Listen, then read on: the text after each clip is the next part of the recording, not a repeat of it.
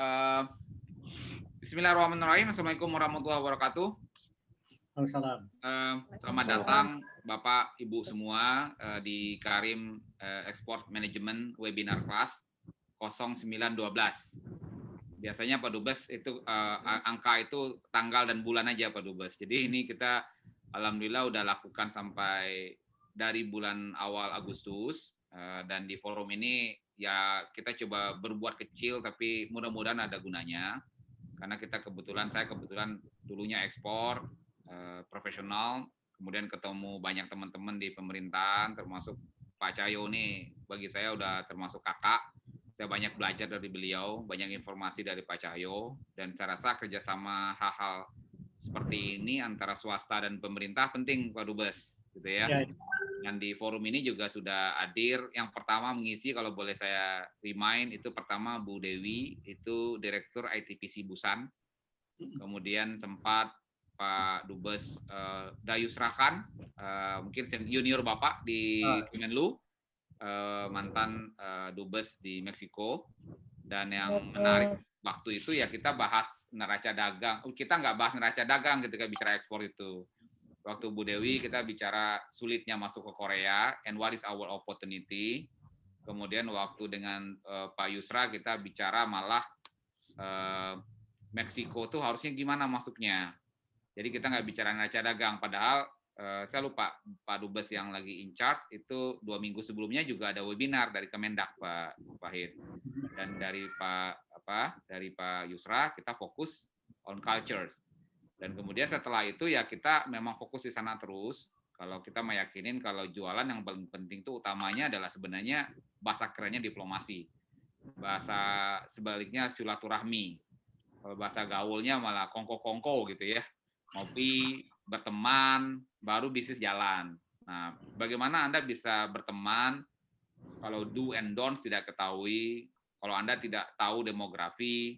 Dan saya ingat salah satu, saya lupa halaman berapa di buku Bapak, kebanyakan tripnya itu tidak fokus pada satu Pemda, kalau nggak salah Bapak sebut, Pemda itu tidak fokus tripnya pada satu wilayah. Kadang sekarang kasarnya besok ke Bolivia, 3 bulan lagi ke Ethiopia, 6 bulan lagi ke Moskow, which is itu culture yang sangat berbeda.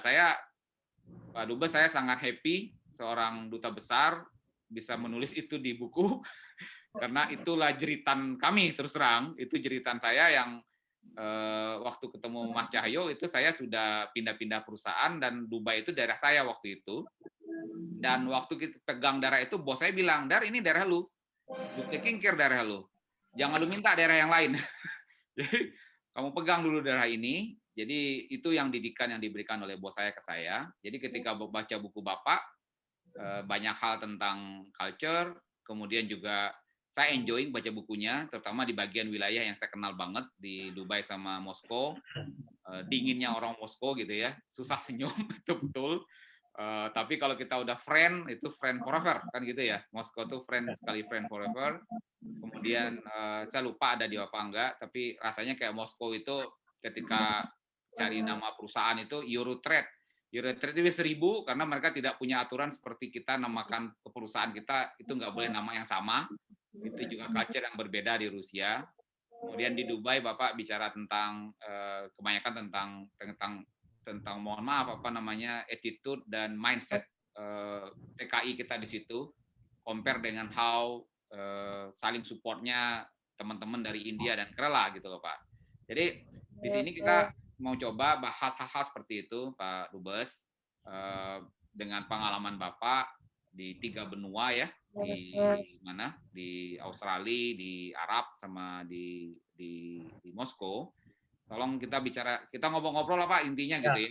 Kita ngobrol-ngobrol bagaimana deal dengan 3 bangsa yang berbeda ini. Dan saya bukan janji, saya bilang ke teman-teman kita mungkin akan fokus sedikit lebih ke Dubai Pak. Karena kebetulan kami di Karim fokusnya sekarang banyak di Afrika sama Middle East.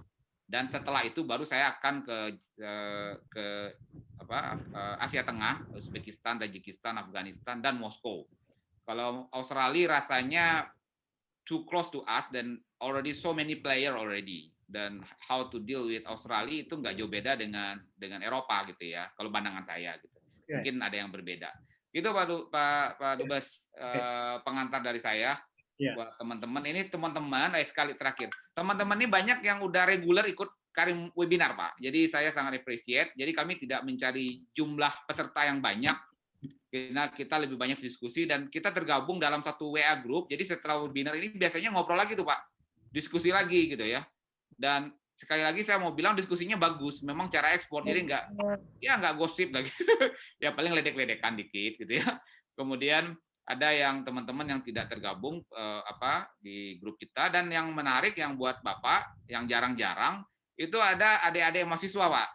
Oh ya, adik-adik mahasiswa hubungan internasional. Jadi bagus, ini menarik. Jadi mungkin mereka semua orang masuk HI itu pengen jadi dubes. Jadi begitu pembicaranya dubes, ngantri Pak. Itu mungkin pengantar saya begitu. Pak Wahid silakan Pak. Oke, makasih Bung Isnandar dari Karim Internasional, Pak Cahyo yang salah satu yang menginisiasi ini, dan kawan-kawan semua. Selain pengusaha, saya senang ada mahasiswa. Jadi mungkin saya cerita dulu mengenai buku saya dan juga kaitannya dengan bisnis ya. Karena saya juga pernah belajar applied business di Swinburne University of Technology. Jadi buku ini saya kira bagus untuk mahasiswa yang jurusan internasional, bukan hanya HI saja, sebenarnya master ekonomi juga. Nah, mungkin pertama saya ingin bahas pintas, ada 3 tema buku saya itu. Yang pertama adalah The Power of Cultural Diplomacy. Walaupun saya tulis dalam bahasa yang ringan, karena memang sengaja ini saya peruntukkan begini untuk publik, jadi saya menggunakan bahasa jurnalistik yang walaupun awalnya saya kurang pede, saya minta seorang editor senior untuk membantu saya, dan ternyata dia mengaku dia ada banyak edit saya, hanya tanda-tanda kata, misalnya tanda seru atau settingnya di mana. Jadi saya agak pede, apalagi juga salah satu testimoni buku ini adalah Profesor Cipta Lesmana yang kita tahu orangnya sangat kritis, dan juga Bu Dewi Anggreni, seorang novelis, juga mantan koresponden Tempo dan The Jakarta Post. Jadi saya agak pede setelah beliau-beliau ini memberikan testimoni. Nah, sambutannya saya kira cukup bagus. Saya udah 3 kali ya, untuk ini yang kelima saya kira, untuk 3 buku, dan satu lagi dari Universitas Muhammadiyah Malang juga minta juga. Dan hari Jumat saya terbang ke Bima. Itu adalah ada sekolah tinggi keguruan dan pendidikan atau IKIP. Saya diminta untuk orasi ilmiah, dan judulnya juga menantang, mungkin sebagian saya sampaikan ke sini mengenai perekonomian Indonesia dan dunia sebelum dan pasca. Nah, apa yang terjadi, bidang-bidang apa saja yang menjadi jobs ya, jadi jenis pekerjaan yang akan datang apa saja. Ini saya kira juga menarik. Jadi pertama saya bilang mengenai cultural diplomacy. Saya beruntung penempatan di 3 negara yang kulturnya sangat berbeda. Ya. Pertama adalah Australia. Australia itu masyarakatnya sangat egaliter. Nah, jadi sana seorang Perdana Menteri itu dipanggil oleh wartawan dengan John Howard, dengan Hi John, biasa saja ya. Hi Paul, Paul Keating, itu biasa saja. Dan ternyata banyak positifnya juga ya egaliter itu, karena orang Australia itu tidak melihat jabatan. Jadi saya lucu sekali ketika saya datang, kemudian saya mencari nama-nama di Kementerian Luar Negeri setempat, karena itu counterpart saya. Jadi karena saya bidang penerangan, saya posting waktu sekretaris 3. Saya datang, saya lihat ada namanya Jim Dollimore ya, itu dia di bagian public affairs menangani media. Nah, saya langsung saja minta waktu untuk courtesy call. Setelah di sana, saya dijemput oleh stafnya. Setelah masuk di kamar, saya baru tahu dia levelnya direktur. Kan gila ini. Ya, sekretaris 3 mau ketemu direktur, dan itu diterima. Jadi dia tidak beda-bedakan apa ya jabatan, dan ternyata akhirnya jadi teman baik sekali. Sampai suatu ketika kita menyelenggarakan APEC, saya kira tahun berapa ya? Saya pulang 93, mungkin sekitar 95 ya, 94, 95. Australia memberi bantuan kepada kita dari segi media. Ternyata direktur saya, Pak Irwan ketika itu manggil saya ketemu, hey Wahid, hey John, gitu. Udah kenal ya, udah kenal sejak di Canberra. Itu memudahkan pekerjaan ternyata. Nah, kemudian juga ternyata pendidikan di Australia itu sangat luar biasa ya. Jadi ada satu artikel atau buku yang melakukan survei mengenai sejauh mana negara-negara di dunia itu mempraktekkan nilai-nilai Islam dan mana negara yang paling Islami. Jadi How Islamic are Islamic States itu judul surveinya ya. Ternyata yang mengagetkan, negara yang paling Islami di dunia itu bukan Indonesia ya, the biggest Muslim country itu, tetapi nomor satu adalah New Zealand, nomor kedua negara-negara Skandinavia, Denmark antara Denmark sama saya lupa ya Swedia atau apa ya. Nomor 4 adalah Australia. Jadi di sana pendidikan yang penting adalah kejujuran. Dan kalau kita lihat hasil survei dari Profesor Stanley, dari 100 keberhasilan ya, nomor 1 adalah kejujuran. Namanya indeks prestasi universitas terkenal ya, IP ya. IQ itu nomor 20 sekian sampai 30. Jadi ternyata kejujuran, kemudian disiplin, kerja lebih dari yang lain, kemudian networking, silaturahmi lah bahasa kita. Praskos itu adalah 10 besar yang menyebabkan kesuksesan seorang. Ini survei itu dilakukan di seluruh dunia. Jadi sangat valid ya. Sampai sekarang saya kira sangat valid. Nah juga kejujuran itu ditanamkan dari awal. Sehingga ada satu cerita di buku saya itu, waktu itu saya menjual mobil saya tahun berapa ya, tahun 99 karena sudah mau pulang. Jadi mobil saya itu berakhir kira-kira registrasinya Desember, saya pulang kira-kira September Oktober. Nah, saya masih punya piutang kan di asuransi mungkin sekitar $10 sekian sen. Nah, saya pikir karena $10 udahlah saya udah ditutup bank saya. Nah, tiba-tiba saya dapat cek dari mereka senilai $10 sekian. Hebat sekali ya, tahu mereka mobil saya jual, mereka punya hutang ke saya, langsung dikasih cek. Nah, cek itu tidak saya cairkan karena saya sudah tutup akun. Saya ingin bawa ke Indonesia, ini ternyata orang Australia yang katanya ya dalam tanda kutip kafir itu ternyata sangat jujur. Dan ketika saya 4,5 tahun berikutnya saya menjadi duta konjen di Melbourne, mereka mencatat juga, jadi online system itu luar biasa. Sehingga, oh ini orang kembali lagi, saya dikirimi cek lagi, sudah $11 sekian, jadi udah dengan bunganya. Jadi begitu jujurnya mereka, sistemnya itu luar biasa. Jadi banyak cerita-cerita mengenai bagaimana ternyata orang Australia itu jujur sekali. Termasuk ada cerita lucu, misalnya saya di pasar Fish-Week ya, saya kira kalau Pak Yusra kan ada di sini, dia tahu di mana Fish-Week itu, pasar itu. Kita hari Minggu biasanya rebutan datang ke sana karena tuh udah sale terakhir, mau dihabiskan ya. Nah, anak saya yang setahun tidak pernah keluar, begitu keluar tuh nangis, dan saya melihat ada orang bule dari jauh memperhatikan saya, agak risih saya ya. Nah, akhirnya ketika saya ngomong sama istri saya pakai bahasa Jawa, dia mendekat. Dia bilang, "Kulong gitu yang Jawi." Coba orang bule tiba-tiba mendekat ke saya, mengaku dia bisa bahasa Jawa gitu. Ini banyak kejadian menarik. Nah, itu di Australia. Kemudian saya ditempatkan di negeri yang ya kita kenal, kita tahu, tapi sebenarnya hanya dari jauh saja, yaitu di United Arab. Ini negeri sebenarnya negeri paling liberal di salah satu ya, termasuk Qatar ya, Oman itu cukup liberal di sana tuh. Walaupun dari pakaian mereka sangat konservatif ya. Tetapi kulturnya adalah kultur Arab yang ternyata berbeda ya. Saya 11 tahun bayangkan di Australia karena penempatan pertama, kedua, ketiga di Australia. Tiba-tiba datang di sebuah negeri yang totally different. Nah, 2 bulan pertama saya agak shock ya. Kalau di Australia itu kita berdebat biasa ya. Kita undang makan mereka, mereka datang, itu is an honor for one to be invited for lunch or dinner. Satu kehormatan. Nah, nanti kita di meja makan kita berkelahi. Di buku saya kan ada juga saya berdebat lama 4 kali dengan seorang right winger yang anti Islam sampai akhirnya dia artikelnya positif tentang Indonesia. Nah, tapi di Arab dan NASA masih mentality di Australia, saya ngundang seorang dirjen penerangan. Dia bilang, insya Allah I'm coming. Jadi saya belum tahu ya, insya Allah Arab itu kayak apa gitu. Kalau di kita, insya Allah most likely we will come. Ya. Kalau di Arab setengah-setengah. Dia bilang, insya Allah means if God permits. If I don't come means that God doesn't permit me. Akan kurang ajar.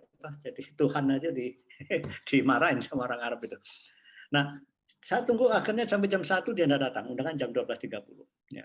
Jadi saya dongkol juga, saya bilang nanti ketemu saya dampratnya orang ini. Suatu ketika di koktail, ya, dia lihat saya langsung datang ngerangkul saya, nyium saya 3 kali. Udah saya tidak bisa marah lagi kalau udah cium begitu ya.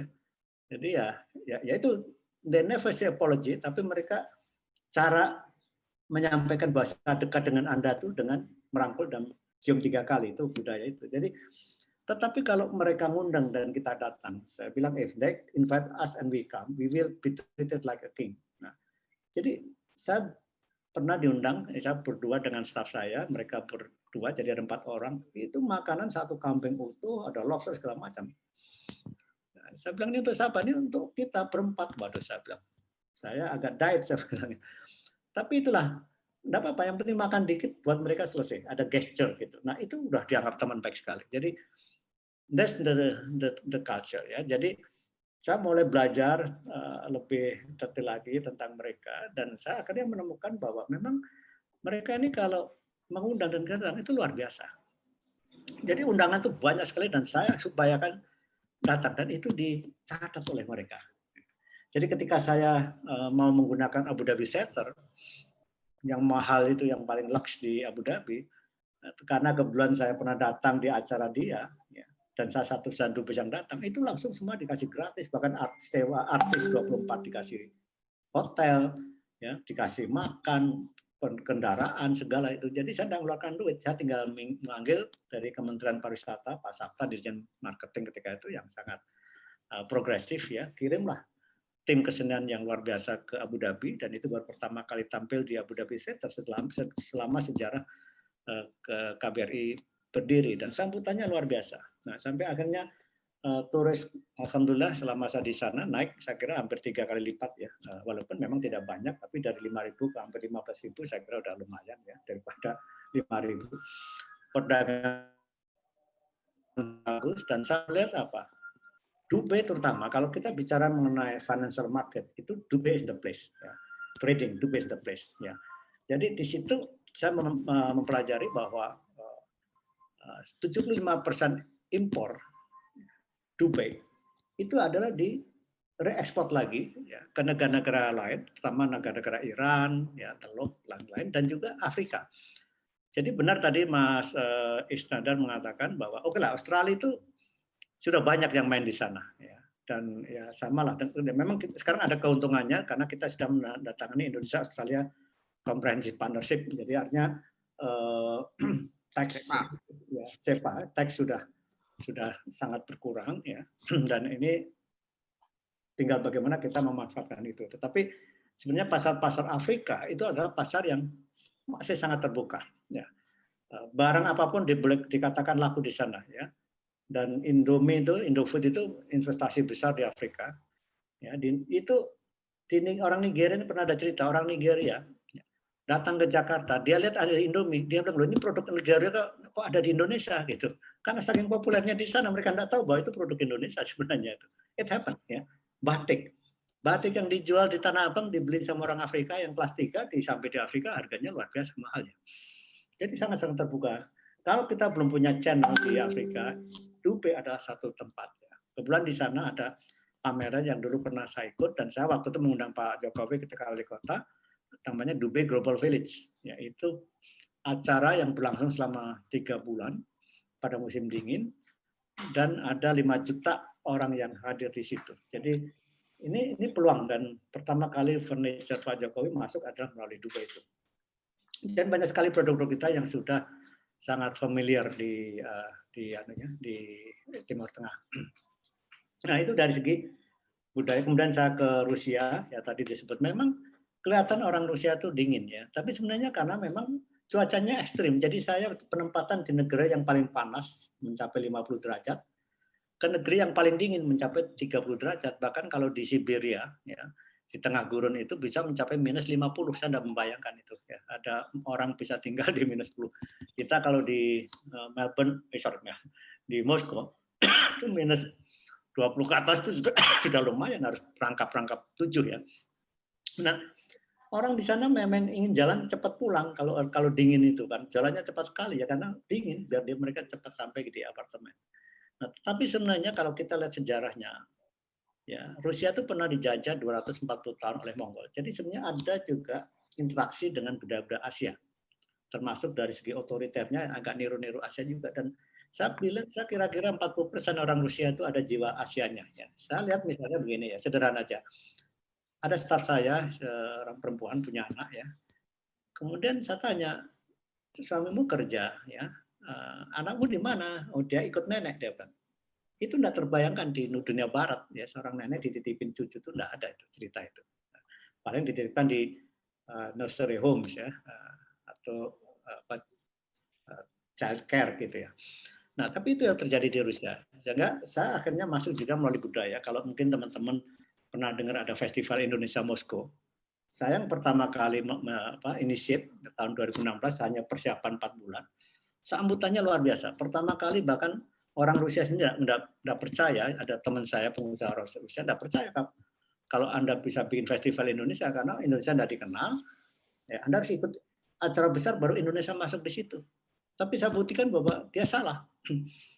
Dan di festival pertama ada 30 booth yang isinya jualan barang Indonesia dan itu laku keras. Bahkan ada beberapa yang 1,5 jam itu ludes.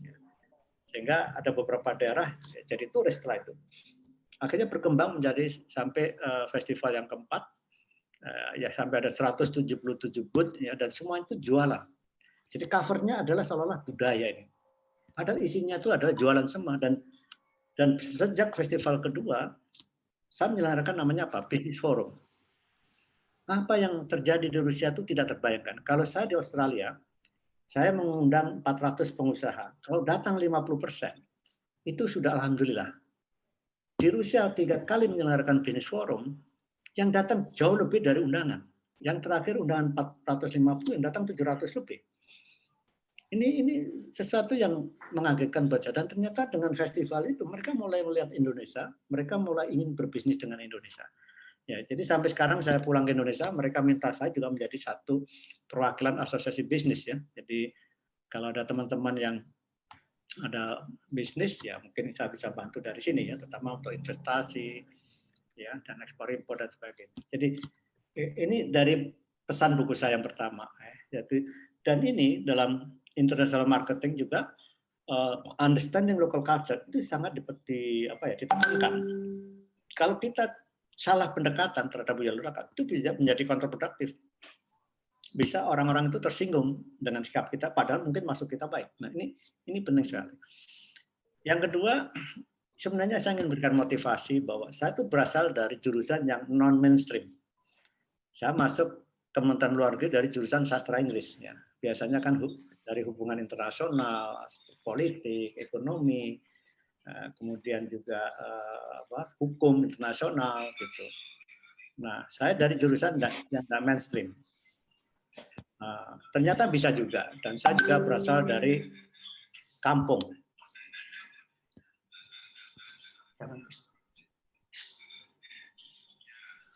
Maaf ya. Jadi yang kedua itu motivasi. Kemudian yang ketiga, ya saya ingin menghibur dengan sama sukanya ada cerita-cerita lucu lah di situ. Jadi itu keseluruhan dari buku saya.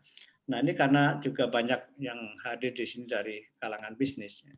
Saya sarankan juga ya pelajarilah budaya-budaya setempat sebelum kita masuk ke sana. Di Arab ya khususnya kalau Mas Irsnandar pernah di sana, itu memang mereka suka didatangin. Ya. Tapi ketika kita datang dan mereka ada trust, ini mirip dengan Rusia dalam hal ini. Ya. Itu mereka ada hitung-hitungan. Ya. Hitung-hitungan. Mereka kadang-kadang tidak melihat harga, apalagi di jadi itu ya mereka suka hampir tidak nawar. Sama dengan ketika di Rusia juga begitu. Jadi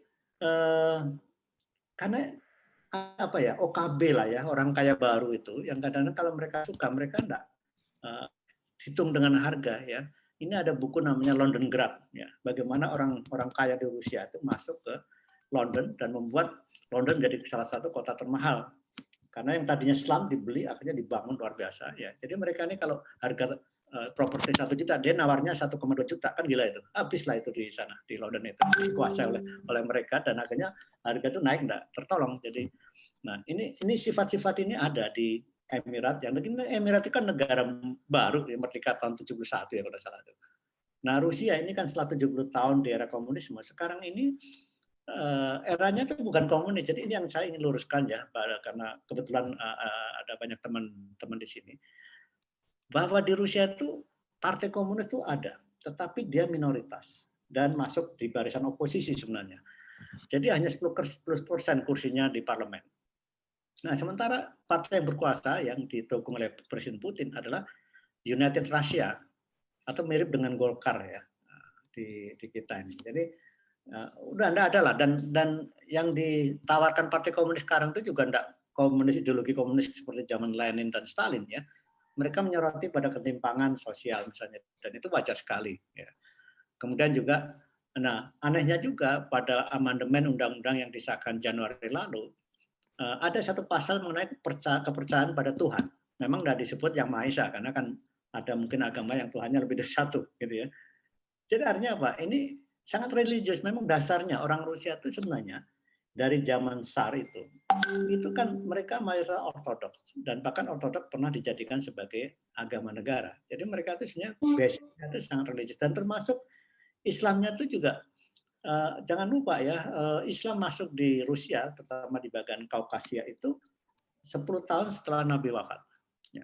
Dan itu ada peninggalannya di sana, di kota Durban, itu di daerah Republik Dagestan yang 85% Muslim sampai sekarang ini. Saya melihat sendiri, bahkan ya dalam buku saya itu saya tulis, di Dagestan itu saya bertemu dengan anak kecil namanya Soekarno bin Kamilovich, ya, Soekarno bin Kamil lah kalau bahasa Arab, dan Soekarno bin Mogamodovic itu Muhammad.